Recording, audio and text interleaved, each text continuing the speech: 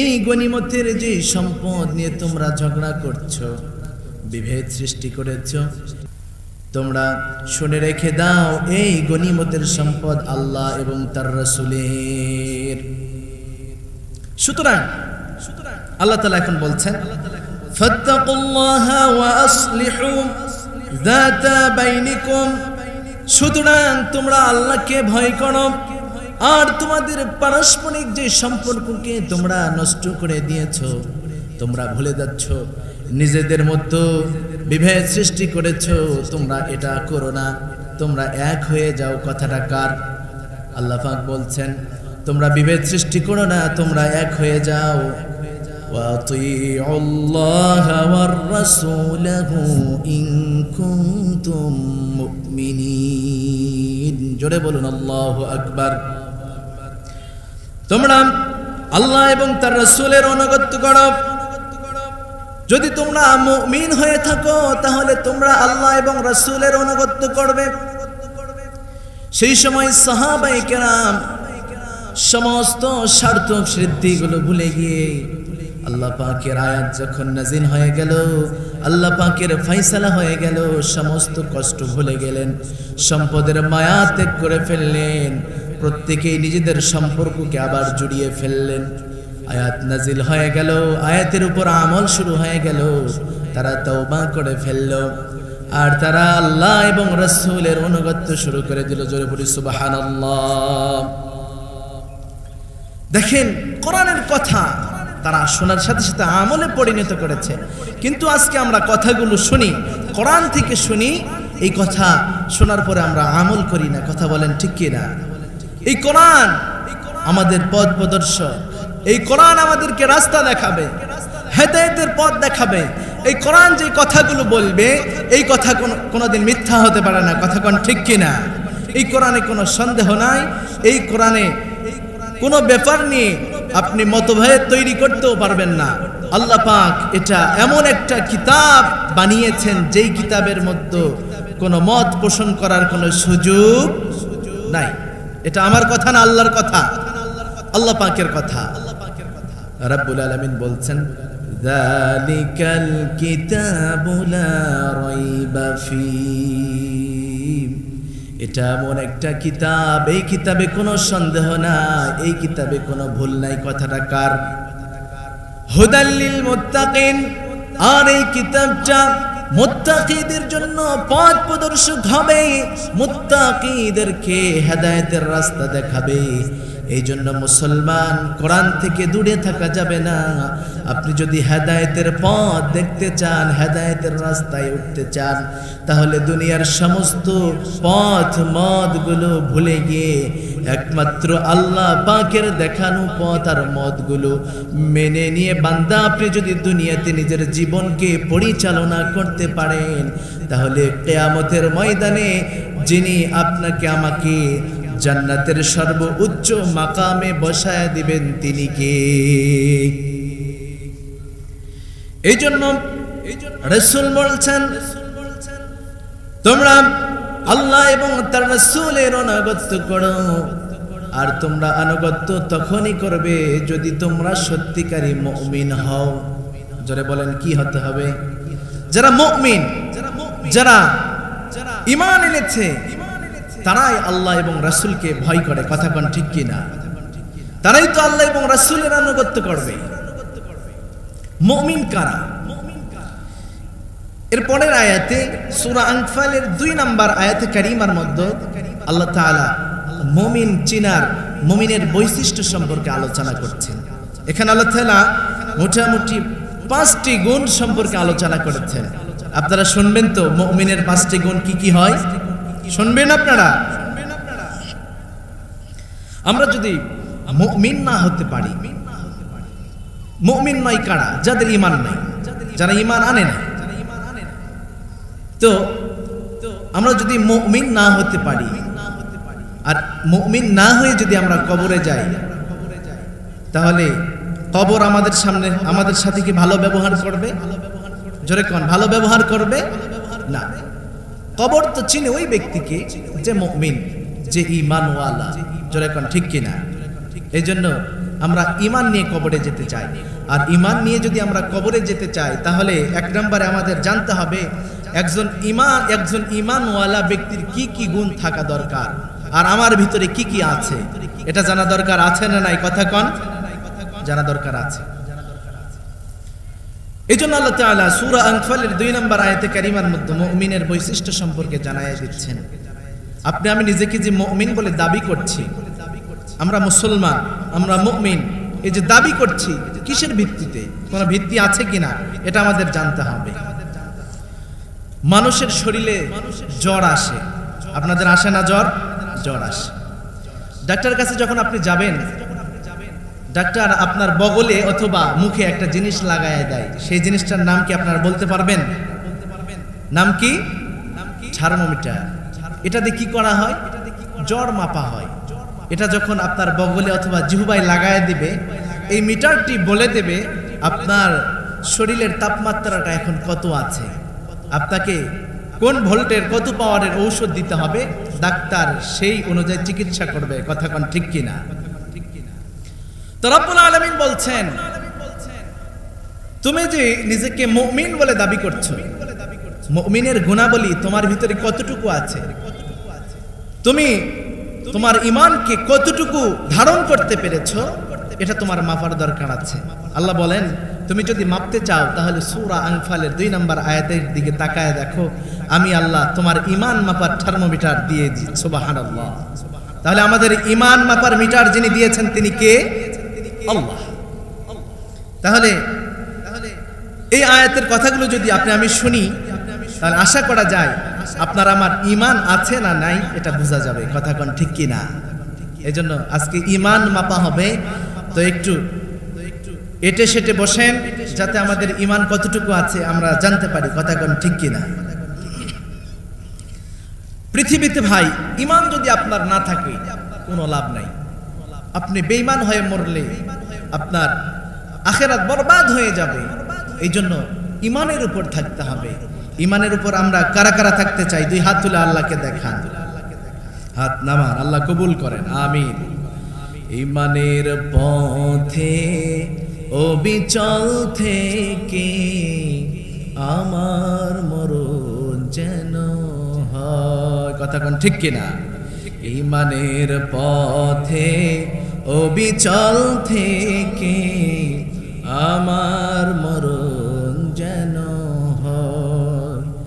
তোমার কাছে মিনতি আমার, তোমার কাছে মিনতি আমার, ও গো মহামহিম দয়াময়। ঈমানের পথে অবিচল থেকে আমার মরণ যেন হয়। পড়ুন আমিন। আল্লাহ তাআলা আমাদেরকে ঈমানের উপর রাখো। এই জন্য আল্লাহ তাআলা বলছেন, এখন আমরা কথা বলবো ঈমান মাপার কি কি যন্ত্র আল্লাহ দিয়েছেন, কি দ্বারা আমরা ঈমান আমরা মাপতে পারি। আল্লাহ তাআলা এখন সুন্দর করে বলছেন, রব্বুল আলামিন বলছেন, বান্দারে তোমার ঈমানটা তুমি মেপে দেখে নাও, কতটুকু ঈমানের মালিক তুমি হয়েছো, তোমার ঈমান কতটুকু আছে।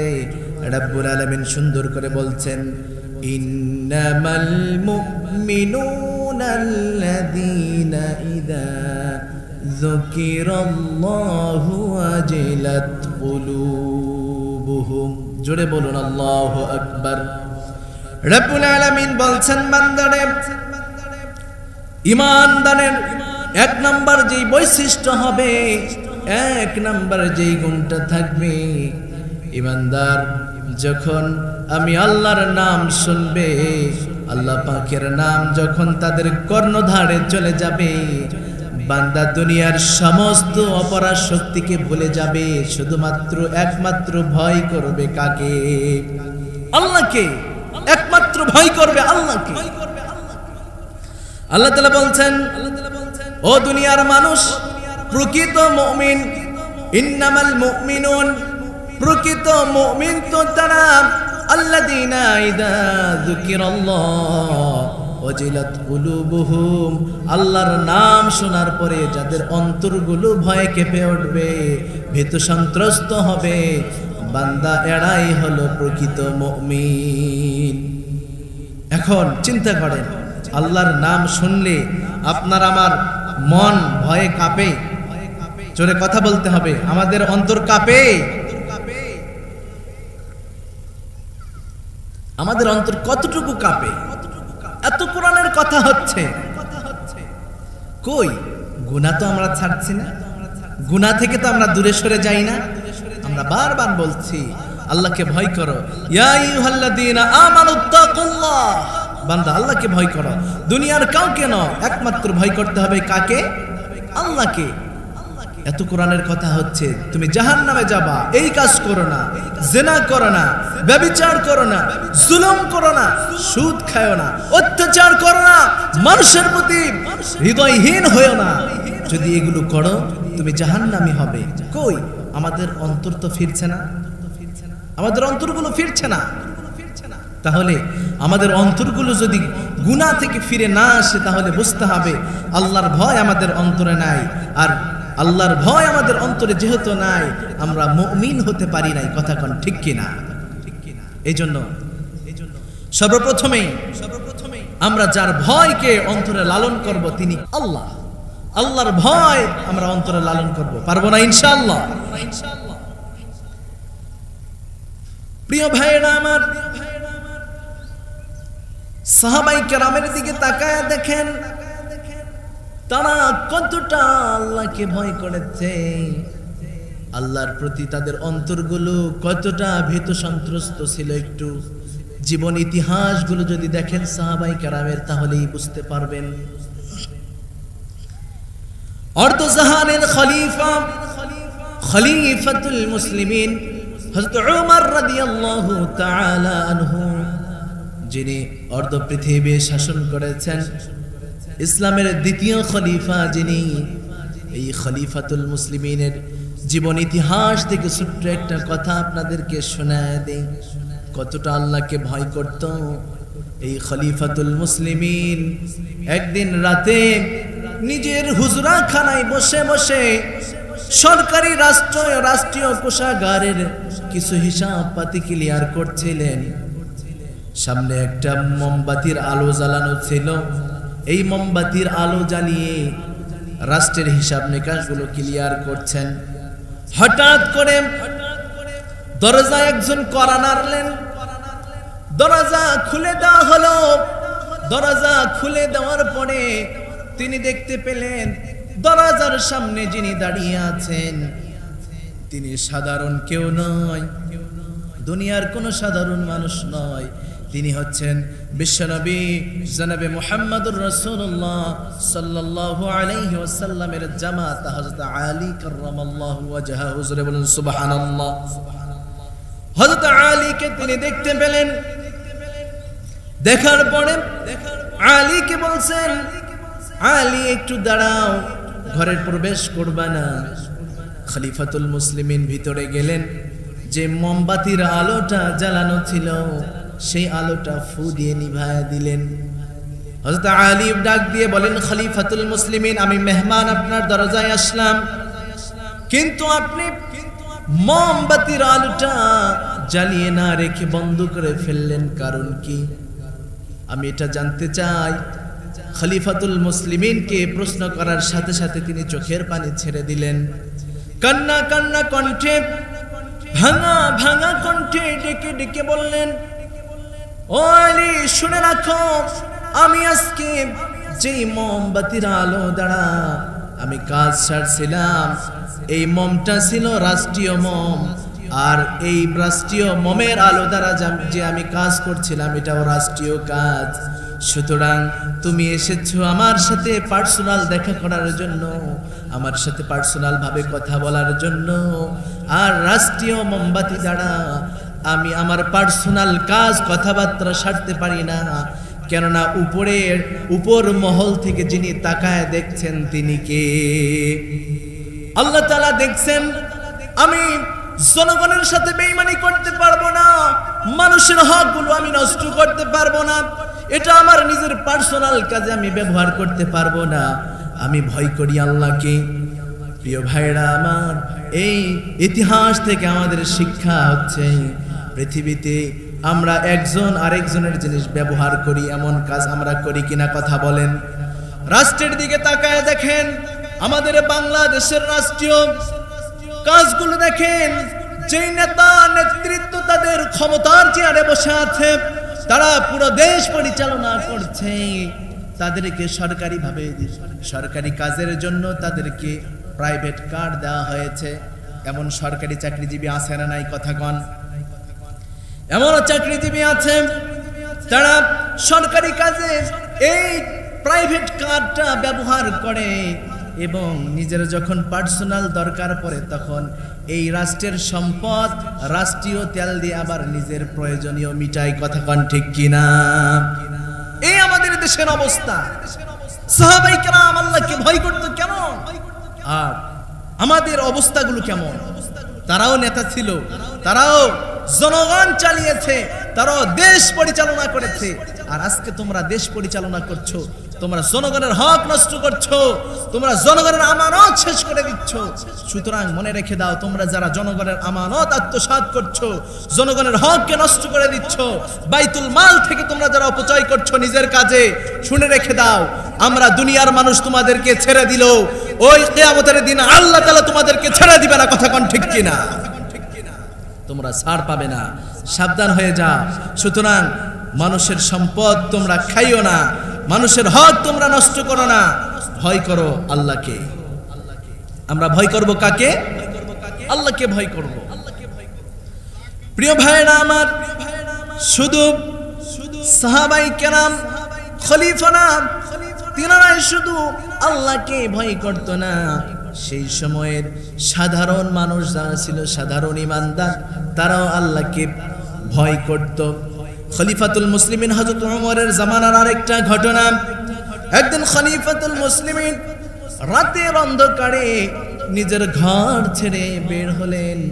চিন্তা করলেন, আমি তো দেশের নেতা, আমি তো এই দেশের ক্ষমতাশীল, দেখা দরকার আমার রাষ্ট্রের মানুষগুলো কত শান্তিতে আছে, তারা কষ্টে আছে না সুখে আছে। এই চিন্তা চেতনা আশার প্রত্যাশা নিয়ে যখন খলিফাতুল মুসলিমিন ঘর থেকে বেরিয়ে পড়লেন, মানুষের দাঁড়ে দাঁড়ে যাচ্ছেন, উকি মেরে মেরে দেখছেন মানুষ কি করছে। মানুষগুলো আল্লাহর পাকের গোলামিতে নিমজ্জিত আছে, নাকি ঘুমের ঘরে তারা ঘুম পেরে পেরে রাত্রিগুলো কাটিয়ে দিচ্ছে। এমন চিন্তা চেতনা নিয়ে খলিফাতুল মুসলিমিন হযরত ওমর রাদিয়াল্লাহু তাআলা আনহু ঘর থেকে বেরিয়ে পড়লেন। হঠাৎ একটা বাড়ির কিনারায় গেলেন। ওই বাড়ির কিনারায় যাওয়ার পরে বাড়ির ভিতর থেকে আওয়াজ আসতেছে, মা মেয়েকে ডেকে ডেকে বলছে, ও আমার কলিজার টুকরা মেয়ে, আজকে তো গাভীর দুধ দহন করা হয়েছে, দুধ পরিমাণে আজকে অল্প হয়েছে, এত অল্প দুধ বাজারে বিক্রয় করলে আমাদের পরিবার চালানোটা কষ্ট হয়ে যাবে। এই কথা বলছে। মা আবার বলছেন, ও আমার মেয়ে, তুমি ওই দুধের মধ্যে একটু পানি মিশিয়ে দাও, যাতে করে দুধের পরিমাণটা একটু বেশি হয়ে যায়। হঠাৎ মেয়ে ডাক দিয়ে বলছে, মা গো, শুনে রেখে দাও, তুমি আজকে বলছো এই দুধের মধ্যে পানি মিশাইতে, তুমি কি জানো না ওমর এই দুধে পানি মিশাতে নিষেধ করে দিয়েছেন। মা ডেকে ডেকে বলছেন, ও আমার মেয়ে, শুনে রেখে দাও, ওমর নিষেধ করেছেন। রাতের অন্ধকার, এখন আর ওমর নাই, দুনিয়ার কেউ দেখবে না, তুমি পানি মিশায়া দাও। মেয়েকে আল্লাহ তাআলা কেমন ভয় দিয়েছিলেন, আল্লাহকে কেমন ভয় করতো। মেয়ে ডেকে ডেকে বলছে, ও আমার মা, শুনে রেখে দাও, এই দেশের ক্ষমতাশীল ওমর আমার দুধে পানি মিশানোটা না দেখলেও, যিনি একজন মহা আসমানে মহা সিংহাসনে যিনি বসে আমার দুধে পানি মিশানোটা যিনি দেখবেন, তিনি কে? আল্লাহ তো দেখবেন মা, দুনিয়ার কেউ না দেখুক, আমার আল্লাহ দেখবেন। এই জন্য আমি দুধে পানি মিশাইতে পারবো না। আজকে দুনিয়াতে তাকায় দেখেন, এরা রাতের অন্ধকারে এরা টেবিলের নিচে দিয়ে সুদ খায়। আছে না নাই এমন কথা বলেন? এরা জনসম্মুখে সুদ নেবে না, এরা ঘরে গেলে আবার সুদ ঠিকই নেবে। এরা কি আল্লাহকে ভয় করে না? এদের অন্তরে আল্লাহর ভয় নাই। এরা রাষ্ট্রদ্রোহী। যারা সুদ খাবে, যারা সুদের সাথে লেনদেন করবে, এরা জাহান্নামে যাবে। কথা কোন ঠিক কিনা? এই জন্য আসুন প্রত্যেকটা সেক্টরে আমরা ভয় করব কাকে? মুমিনের 1 নম্বর গুণ যেটা হবে সেটা কি গুণ? আল্লাহকে ভয় করা। আপনার আমার ভিতরে যদি আল্লাহর ভয় না থাকে তাহলে আপনার আমার ভিতরে ঈমান নাই। এই জন্য প্রিয় ভাইরা আমার, আল্লাহর ভয় অন্তরে জাগান, আল্লাহকে ভয় করুন। দুনিয়ার কাউকে ভয় করে আপনার লাভ হবে না। আপনি যদি আল্লাহকে ভয় করতে পারেন তাহলেই আপনি সফলতা অর্জন করবেন। কথা কোন ঠিক কিনা? দুনিয়ার এই সফলতা কিসের সফলতা? বাড়ি গাড়ি নারী টাকা পয়সা, এগুলো কি সফলতা? জোরে বলেন, এগুলো কি সফলতা? এগুলো সফলতা নয়। ঈমানের প্রতি অবিচল থেকে ঈমানকে অন্তরে লালন করে ঈমান নিয়ে যদি আপনি কবরে যেতে পারেন আর আপনি যদি জান্নাতি হন, এটাই আপনার সবচেয়ে বড় সফলতা। কথা কোন ঠিক কিনা? এই জন্য প্রিয় ভাইরা আমার, আমরা দুনিয়ার কোন মানুষকে ভয় করব না, একমাত্র ভয় করব আল্লাহকে। আজকে তোমরা যারা কোরআনের এই কথাগুলো মানুষের মাঝে, এই দেশের আলেম ওলামারা পৌঁছায়া দিচ্ছে কোরআনের মেসেজগুলো, এই কোরআনের মেসেজ দেওয়াকে তোমরা যারা বন্ধ করতে চাও, তোমরা মনে রেখে দাও, আমরা তোমাদের ভয় করি না, আমরা ভয় করি আল্লাহকে। আমরা কাউকে ভয় করি না। তোমরা যারা এই কোরআনকে বন্ধ করে দিতে চাও, এই কোরআনের কথাগুলো তোমরা যারা জমিন থেকে নির্মূল করে দিতে চাও, তোমরা মনে রেখে দাও, যারা এই কোরআনকে বন্ধ করতে চেয়েছে, যারা কোরআনের আওয়াজকে নিভিয়ে দিতে চেয়েছে, তারা এই পৃথিবীর বুকে ইতিহাসের আস্থা ঘুরে পড়েছে মুসলমান। কথা কোন ঠিক কিনা? আল্লাহ তাআলা তাদেরকে ধ্বংস করে দিয়েছে। তারা ইতিহাসের পাতায় লাল কালি দিয়ে লেখা আছে, এরা ধ্বংস হয়ে গিয়েছে, ধ্বংস হয়ে গিয়েছে। 1 নম্বর কারণ এরা আল্লাহ বিরোধী, কোরআন বিরোধী ছিল। কথা কোন ঠিক কিনা? এই জন্য তোমরা কোরআনকে কোনোদিন দাবায় রাখতে পারবে না। কোরআন এটা আল্লাহ পাকের কিতাব, আর এটার হেফাজতকারীও আল্লাহ, আর এটার পক্ষে বিজয় যিনি দান করবেন তিনি কে? আজকে এই কোরআনের কথাগুলো বলতে গিয়ে আমাদের দেশ থেকে স্বৈরাচার বিদায় নিয়েছে, তারপরেও এই কোরআনের মাহফিলে বাধা দেওয়া কমে নাই। কথা কোন ঠিক কিনা? এই মাহফিলে যে কথাগুলো হয় কোরআন থেকে হয়, এই কোরআন থেকে রেফারেন্স দিতে গিয়ে বাংলাদেশের একজন বিশিষ্ট আলেমে দ্বীন ডক্টর মিজানুর রহমান আজহারি সাহেব কথায় কথায় একটা কথা বলে গিয়েছেন। তিনি বলেছিলেন যে একদল খাইছে, আরেক দল খাওয়ার জন্য বসে আছে। যত নেতা, যত দল আছে এই দেশে, কোন দলের অভাব নাই। কথা কোন ঠিক কিনা? অনেক দল আছে এই দেশে। জামাতে ইসলাম আছে, এই দেশে জাতীয় পার্টি আছে, এই দেশে পীর মুরিদি আছে, এই দেশে চরমনায় আছে, এই দেশে হেফাজতে ইসলাম আছে। কোন এই দলের গায়ে লাগলো না, তোমাদের গায়ে লাগে কেন রে বেঈমান? কথা কোন ঠিক কিনা? তোমাদের গায়ে লাগলো কেন? তোমরা একা একাই নিজের কানের পিঠের উপরে টেনে নাও। আমরা তো কারো পিঠের উপরে টানায় দেই নাই, একটা আমরা কথা বলেছি। সুতরাং আমরা এটার দ্বারা বুঝে গিয়েছি তোমাদের যেহেতু এই কথায় গাও চুলকায়, তোমাদের চুলকানি শুরু হয়ে গিয়েছে, খাজলানি শুরু হয়ে গিয়েছে, তো ডাল মে কুছ কালা হে। কথা কোন ঠিক কিনা মুসলমান? তোমরা নিজের উপরে একাই একাই দোষ টেনে নাও, নিয়ে আবার কিছু বাটপার, কিছু শয়তান মার্কা নেতা আছে, এরা জালেম। এরা বলে নাকি এক সময় প্রত্যেকটা আলেমকে চিনতো। যেই সময় তোমরা আওয়ামী লীগ সরকারের নেতৃত্বে যখন এই দেশ চলেছে, তোমরা তাদের পায়ের নিচে ছিলে, সেই সময় এই দেশের প্রত্যেকটা আলেমকে তোমরা চিনেছো। আর আজকে যখন একটা কথা তোমার গায়ের উপর গিয়ে লেগেছে, তখন তুমি এই আজহারি সাহেবের নামটাও বলতে পারো না। আজহার না মাজার, বেয়াদব কোথাকার একজন আলেমের নাম নিতে তুমি জানো না। কথা কোন ঠিক কিনা মুসলমান? এরা কুলাঙ্গার সন্তান, যারা আলেমের বিরুদ্ধে কথা বলে, যারা কোরআনের বিরুদ্ধে কথা বলে, এরা বৈধ সন্তান হতে পারে না। কথা কোন ঠিক কিনা? আপনাদের কি ভয় লাগে? কথা বলছেন না কেন? এই দেশে আর ভয় করা যাবে না। এই দেশ আলেম ওলামাদের দেশ। কথা কোন ঠিক কিনা? এই দেশে চলবে আলেম ওলামাদের রাজনীতি চলবে, এই দেশে চলবে কোরআনের কথা চলবে, এই দেশে কোনো বেঈমান, কোনো নাস্তিকের কথা মেনে নেওয়া হবে না। এটাই চূড়ান্ত সিদ্ধান্ত। এই দেশ আমরা দ্বিতীয়বার আবার বিজয় করেছি, আমরা আবার বিজয়ের স্বাদ উপভোগ করেছি। দীর্ঘ 16টি বছর আমরা জুলুম নির্যাতনের শিকার হয়েছি, আমাদের উপর জুলুমের স্টিম রোলার চালানো হয়েছে, আমাদেরকে মানুষ মনে করা হয় নাই, আমাদেরকে পাখির মতো গুলি করা হয়েছে, যেখানে মানুষ ধরেছে সেখানেই তারা গুম করে দিয়েছে, আলেমদের গুম করেছে, আল্লামা শহীদ সাইদি রহমাতুল্লাহি আলাইহিকে তারা হত্যা করে ফেলেছে। তারা কি কারণে এই কাজ করলো, তাকে কি কারণে শহীদ করা হলো? তারা ভিত্তিহীন মামলা দিয়ে, ভিত্তিহীন কথা ইস্যু নিয়ে তাকে আমাদেরকে মাহরুম করে দিল তার থেকে। এই বাংলাদেশের ময়দানে কোরআনের কথাগুলো তিনি কত শ্রুতিমধুর, কত সুন্দরভাবে আমাদের নিকটে পৌঁছিয়েছেন, কথা কোন ঠিক কিনা? তোমরা যারা আমাদেরকে এই কোরআন থেকে মাহরুম করে দিয়েছো, তোমরা যারা এই চক্রান্ত করেছো, আমরা চাই তাদেরকে এই বাংলার জমিনে ফিরে আনা হোক, এনে তাদেরকে উপযুক্ত শাস্তি দেওয়া হোক, কথা কোন ঠিক কিনা? আমরা শাস্তি চাই, আমরা তাদের বিচার চাই। তোমরা ক্ষমতায় আসলে কেউ বাবার মৃত্যুর বিচার করো, আবার কেউ ক্ষমতায় আসলে স্বামীর মৃত্যুর বিচার করো, আবার কেউ ক্ষমতায় আসলে চাচার মৃত্যুর বিচার করো। আমরা কোনো বাপ চাচার বিচার চাই না, আমরা বিচার চাই এই দেশে একজন আলেমকে তারা শহীদ করে দিল, আমরা এটার বিচার চাই, কথা কোন ঠিক কিনা? এই জন্য আসুন, দুনিয়ার কোনো রামবাম নাস্তিককে আমরা ভয় পাই। তোমরা যতই ভয় দেখাইতে চাও না কেন, আমরা ভয় করব না।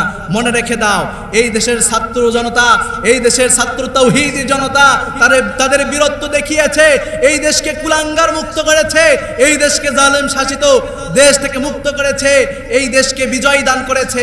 তোমরা যারা আবার মাথা চারা দিচ্ছ, তোমরা যারা আবার মাথা গর্জিয়ে উঠছো, মনে রেখো ওই ছাত্র জনতা এখন এই দেশে আছে, ওই ছাত্র জনতা ঘুমাই নাই।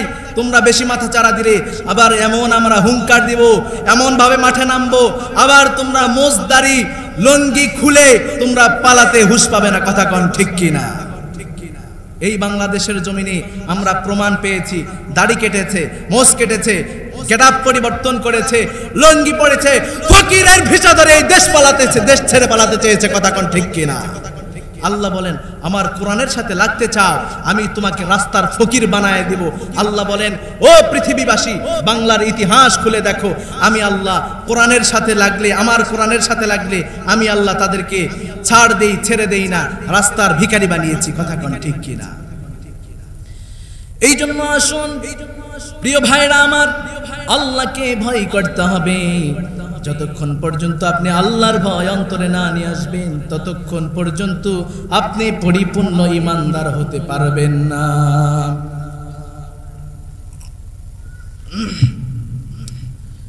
ইন্নামাল মুমিনুন আল্লাযীনা ইযা যুকিরাল্লাহু ওয়াজিলাত কুলুবুহুম। এক নম্বরে যে গুণ অর্জন করা লাগবে, আল্লাহর ভয় অন্তরে নিয়ে আসা লাগবে।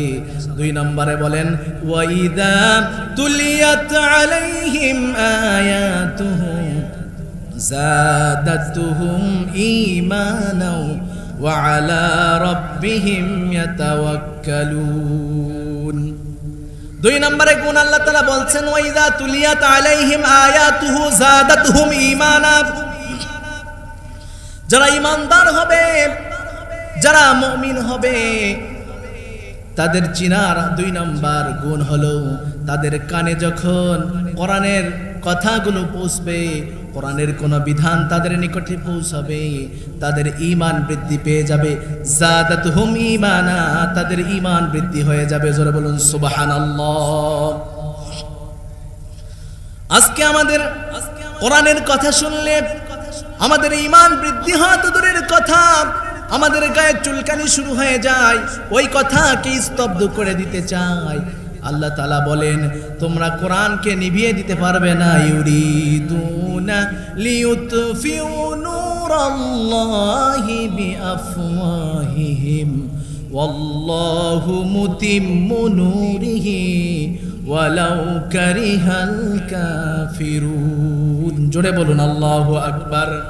তোমরা যারা জবানের ফু দিয়ে, মুখের ফু দিয়ে আল্লাহ পাকের কোরআনের প্রজ্বলিত আলোকে নিভিয়ে দিতে চাও, তোমরা যারা নিঃশেষ করে দিতে চাও, তোমরা মনে করো না নিজের জবানের ফু দিয়ে আল্লাহ পাকের বিধানকে নিভিয়ে দেওয়া সম্ভব, কোরআনের আলোকে নিভিয়ে দেওয়া সম্ভব। না না না, ফু দিয়ে তোমরা কেন তোমাদের সমস্ত শক্তি অপরাশক্তি দিয়ে যদি তোমরা কোরআনের বিরুদ্ধাচরণ করো, আল্লাহর জমিন থেকে আল্লাহ পাকের পবিত্র কালামকে তোমরা কোনোদিন নিভিয়ে দিতে পারবে না। কথাটা কার? আল্লাহর কথা। ও পুনট এলাকাবাসী, কথাগুলো শুনেন। যারা ইমানদার হবে, আল্লাহ পাকের কোরআন শুনলে তাদের ইমান বৃদ্ধি পেয়ে যাবে। আজকে যেই ময়দানে এই জলসার আয়োজন করা হয়েছে, এই পুরো বাগানটা কোরআনের বাগান, কথা বলেন ঠিক কিনা? এই প্রতিষ্ঠানে কোরআনের শিক্ষা দেওয়া হয়, এখানে দুনিয়ার কোনো শিক্ষা, জাগতিক শিক্ষা হয় না। এটা এই জায়গায় একমাত্র একজন মালিকের পরিচয় শিক্ষা দেওয়া হয়, তিনি কে? আল্লাহ পাকের পরিচয় শেখানো হয় এখানে। আল্লাহ কি, আল্লাহ কেন, আল্লাহ কি করতে পারে, এই জিনিসগুলো শিক্ষা দেওয়া হয়, কোরআনের শিক্ষা হয় এখানে। আজকে বাংলার জমিনে যারা এই মাদ্রাসাগুলো, এই দ্বীনি প্রতিষ্ঠানগুলোর বিরোধিতা করছে, এরা চরম পর্যায়ে ঘৃণিত। এরা বিভিন্ন কলা কৌশলে, বিভিন্ন সিস্টেমে আল্লাহর কোরআনকে বন্ধ করে দিতে চায়। আল্লাহ বলেন এটা সম্ভব নয়। আল্লাহ তাআলা বলছেন, বান্দারে শুনে রেখে দাও, তোমরা চেষ্টা করো না কেন, কাজ হবে না। যাদের অন্তরে ঈমান আছে, ঈমানওয়ালারা আমার কোরআনকে দুনিয়াতে জীবিত রাখবে। যারা কোরআন শুনবে, শোনার পরে ঈমান বৃদ্ধি পেয়ে যাবে, নামাজে মনোনিবেশ আসবে, দিনের কথাগুলো শুনতে আপনার ভালো লাগবে, তাহলে মনে করবেন আপনার অন্তরে ঈমান আছে। আর যদি ভালো কাজগুলো ভালো না লাগে, কোরআনের ভালো কথাগুলো ভালো না লাগে, তাহলে মনে করবেন আপনার অন্তরে ঈমান বলতে কিছু নাই।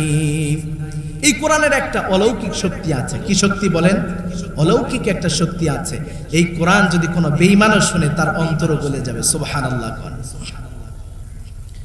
যখন এই কোরআন নাজিল হলো, রাসূলুল্লাহ সাল্লাল্লাহু আলাইহি ওয়াসাল্লাম এই কোরআন তেলাওয়াত করতেন প্রত্যেক রাতে। নবীজি আমার নামাজের মুসল্লায় তারা কোরআন তেলাওয়াত করতেন, এমনিতেই কোরআন তেলাওয়াত করতেন রাতে। ইতিহাস পড়ে জেনেছি, আল্লাহর নবী যখন কোরআন তেলাওয়াত করতেন, মক্কা নগরীর বড় বড় কাফের যারা ছিল, আবু জেহেল, উতবা, শায়বা, ওয়ালিদ ইবনে মুগীরা, যারা রাসূলের বিরোধিতা করেছে, যারা দ্বীন প্রচারের বিরোধিতা করেছে, এই বেঈমানগুলো রাসূলের কোরআন তেলাওয়াতের সময় রাসূলের ঘরের চতুর্পার্শ্বে নিজেদের কান লাগায় দিয়া থাকতো। এটাই কোরআনের টান। এক পর্যায়ে আবু জেহেল বুঝতে পারলো, আমরা যদি এইভাবে মুহাম্মদের কোরআনগুলো শুনতে থাকি, মুহাম্মদের কথাগুলো শুনতে থাকি, এক পর্যায়ে আমরা আমাদের বাপদাদার ধর্ম ভুলে যাব। এই কোরআন, এই কিতাবে, এই তেলাওয়াতে এত কিসের মধু আছে, যেই মধুর টানে আমাদেরকে টেনে নিয়ে কোথায় জানি যাচ্ছে। নেতারা পরামর্শ করতে বসলেন। পরামর্শে বসে সমস্ত মক্কা নগরীর কাফেরদেরকে ডেকে ডেকে জানায় দিলেন, ও মক্কাবাসীরে, শুনে রেখে দাও, মুহাম্মদ যেই কোরআন তেলাওয়াত করে, মুহাম্মদ যেই গান গায়, তোমরা এই গান শুনবে না। জোরে বলেন নাউজুবিল্লাহ। এইভাবে তাদেরকে উস্কানি দিতে লাগলো। রব্বুল আলামিন এই ব্যাপারে কোরআনুল কারীমের মধ্যে সুন্দরভাবে জানায় দিলেন, ওয়াকালাল্লাযীনা কাফারু লা তাসমাউ লিহাদাল কুরআনি ওয়ালগাউ ফীহি লাআল্লাকুম তাগলিবুন। জোরে বলুন আল্লাহু আকবার। তারা কাফেরদেরকে জানায় দিল, ও মক্কাবাসীর কাফেররা, তোমরা শুনে রেখে দাও, তোমরা এই কোরআন শুনবে না। লা তাসমাউ লিহাদাল কুরআন, তোমরা এই কোরআন শুনবে না, এমনকি এই কোরআনের ধারে কাছেও তোমরা যাবে না। তোমরা যদি এই কোরআন শুনো, কোরআনের সংস্পর্শে যাও, তাহলে তোমরা গুমরা হয়ে যাবে। তারা ভয় পেয়েছে, তারা ভয় পায় নিজেদের ক্ষমতা হারানোর। আবু জেহেল চিন্তা করলো, এই কোরআন যদি মুহাম্মদ শুনাইতে থাকে, মক্কার প্রত্যেকটা মানুষ এই কোরআনের আওয়াজ তাদের কানে যাবে, আর একে একে কালিমার ছায়াতলে এসে ঈমান গ্রহণ করবে। আর এক পর্যায়ে দেখা যাবে আমি আবু জেহেলের, আমার নেতাগিরি, আমার ক্ষমতা, আমার পাওয়ার সব শেষ হয়ে যাবে। এই ভয় পাই। আজকেও যারা এই কোরআনের মাহফিলকে বন্ধ করতে চায়, কোরআনের কথাকে বন্ধ করতে চায়। তারা এই চিন্তা করেছে, আবু জেহেলের চিন্তার সাথে তাদের চিন্তার মিল আছে। এই দেশে যদি কোরআন বলনেওয়ালা না থাকে, এই দেশে যদি কোরআনের কথা যদি একজনও না বলে, তাহলে মানুষগুলো কোরআন বুঝবে না, কোরআন জানবে না। এই জাতিকে গোমরাহ করার জন্য তারাই যথেষ্ট হয়ে যাবে। তাদের চিন্তাটা হলো এমন, তারা চাইছিল এই দেশকে, এই দেশের মানুষগুলোকে মূর্খ বানাইতে, এই দেশের মানুষগুলোকে কোরআন থেকে দূরে সরে দিতে। আল্লাহ তাআলা বলেন, ও বেঈমানের দল, শুনে রেখে দাও, তোমরা মানুষকে যতই কোরআন থেকে দূরে সরাইতে চাও না কেন, আমি আল্লাহ মানুষকে সৃষ্টি করেছি, আর তাদের অন্তরে একটা অলৌকিক শক্তি আমি আল্লাহ দিয়েছি। আমার কোরআন যখন তাদের কানে যাবে, তারা দূর দূরান্ত থেকে ছুটে ছুটে আমি আল্লাহর কোরআনের ছায়াতলে তারা চলে আসবে। জোরে কোন কথা ঠিক কিনা? এই জন্য আল্লাহ তাআলা বলছেন, ও পৃথিবীর মানুষ, শুনে রেখে দাও, 2 নাম্বার ঈমান পরীক্ষা করার ফর্মুলা আমি আল্লাহ যেটা দিলাম, কোরআন শোনার পরে তোমার অন্তরে যদি ঈমান বেড়ে যায়, তোমার অন্তরে যদি ঈমানি শক্তি বৃদ্ধি পায়, তাহলে তুমি মনে করবে তোমার অন্তরে ঈমান আছে। ঈমান নামক যেই দৌলত আল্লাহ তাআলা তোমার অন্তরে দিয়েছেন। এই জন্য আমরা বেশি বেশি কোরআন শুনব। কোরআন শুনলে আমাদের অন্তরগুলো পরিষ্কার হয়ে যাবে, দিলগুলো পরিষ্কার হয়ে যাবে। আল্লাহ তাআলা পৃথিবীতে যত কোরআনওয়ালা বানিয়েছেন, এই পৃথিবীতে যত কোরআনওয়ালা আছে, ও যুবক, ও বৃদ্ধ, ও কচিকাচার দল, বুঝে থাকলে বলো, এই পৃথিবীতে যারা কোরআন মেনেছে, কোরআন অনুযায়ী জীবন যাপন করেছে, এই কোরআনকে নিজের জীবন আদর্শ হিসাবে মেনে নেওয়ার কারণে তাদের কি সম্মান কমে গেছে নাকি? এই জোরে কোন, সম্মান কি কমে গেছে? না না, এই কোরআনকে মেনে নেওয়ার কারণে তাদের সম্মানগুলো কমে নাই, তাদের ইজ্জতগুলো কমে নাই। আল্লাহ তাআলা এমন সম্মান, এমন মর্যাদা দান করেছেন। পৃথিবীতে এমনও দেশ আছে যে দেশে আলেম উলামাদেরকে একজন নেতা শুধু নয়, একটা দেশের প্রেসিডেন্ট তার চেয়েও বেশি সম্মান দেওয়া হয়। কথা কোন ঠিক কিনা?